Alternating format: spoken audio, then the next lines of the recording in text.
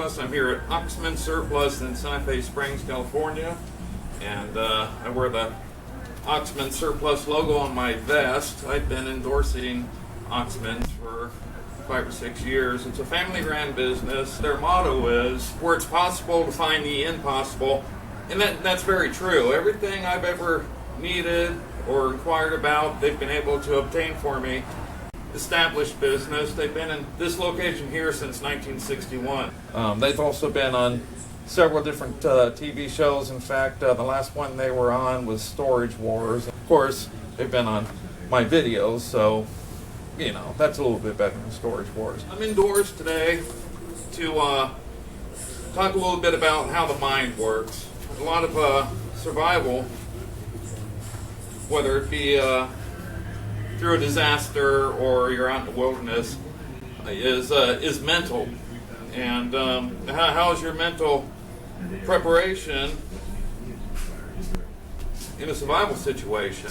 During a disaster or survival situation, your thoughts are going to be panic, confusion. All these things are normal reactions. And whether it be an urban disaster or an outdoor survival situation, the first things you need to really be concentrated on is your terrain and your environment.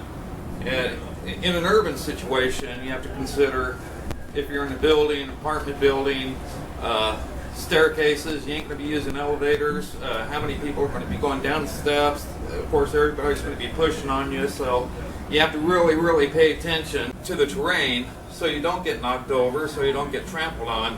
Outdoors, you got to look and watch out for down power lines, down buildings, bricks, debris, cars that might still be moving, and you might as well forget about communication. Your cell phones, they're not going to be working. I've always suggested to people that if you're in an urban disaster, climb a tree. Look for power lines, but climb a tree. Sit up in that tree, let everybody else on the ground run around, panic, and not know what the hell's going on.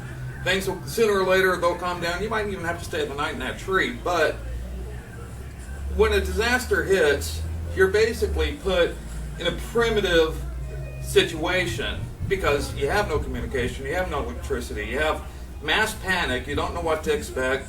Climb a tree, sit up there, shut your face, let everybody else do what they're going to do, gather your thoughts, and then make actions from there. And that's just the very basics of urban disaster survival. It goes well beyond that, but that right there is just the basics. That's enough to get you through to the next day at least.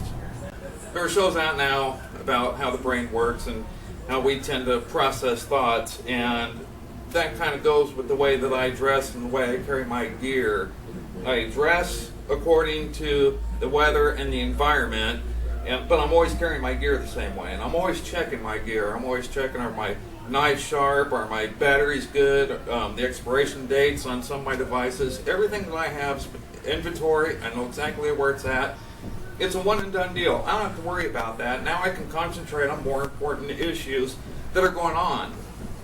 Brains are very lazy, and the more thoughts that you have to process, the less information you're going to be able to obtain to be able to make a right decision or a wrong decision. And if you're in a survival situation and you haven't eaten in a couple of days, you haven't had water in a day and a half or what have you, then your brain's going to go from bad to worse. So your thought process has to be down to a minimum.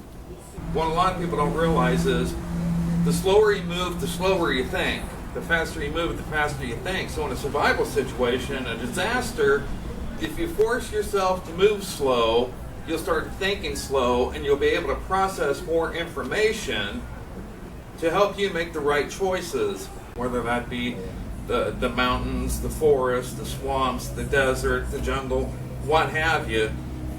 The information that you receive is only as good as the survival expert you listen to. And with that said, your brain and your thoughts, you have to think of that as a team. And a team is only as strong as its weakest player, which means you're only as good as your weakest thought. You and your friends are going to head outdoors for the weekend, what have you, and you're going out there as a group. And as I've always said, groups are dysfunctional units, and you're not going out there as a team. You don't know exactly what this person's phobias are, what their allergies are. You just don't know. You have to take care of yourself. Don't trust anybody else. That's where your pen and paper comes in. That's when you're writing down and keeping information on where you're at, how you got there. You're making your own map. You can share those maps. But when your buddy says, let's go up this trail, I've been up there before, it means nothing. You have to take care of yourself. If you get lost, you can't blame it on your buddy over here. You got to blame it on yourself because you're the one that followed behind. Again, a high percentage of survival is mental. And the more thoughts that you have to process makes you a liability. You're no longer an asset at that point. The tracks and survival logo represent the tracks of different animals that might be in your area outdoors in a survival situation. They generally dictate where you'll be able to find water, what's the safest way to get down into a valley or a gorge, what type of traps you need to set. Are there people nearby? And in the center of the logo is the yin-yang symbol, and that represents the opposite of everything, up, down, left, right, what have you. And in the center of that, there's a little red dot, and I put that little red dot in there as a representation of my thought process, and that is to see things on both sides, to be able to make the best possible choice that you can in the situation that you're in, whether it be survival or disaster or just in everyday life. The meaning of tracks of survival also goes into how you should go through life. Keep making tracks, keep moving, keep yourself active, and be able to produce things and be successful.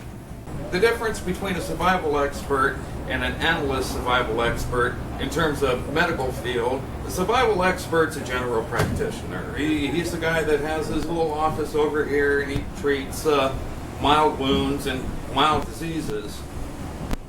An analyst survival expert is the specialist that doctor will send you to keep your ass alive. In a survival situation or disaster or just in everyday life, when you have an idea to do something, you don't think, okay, well, I'll take care of this later.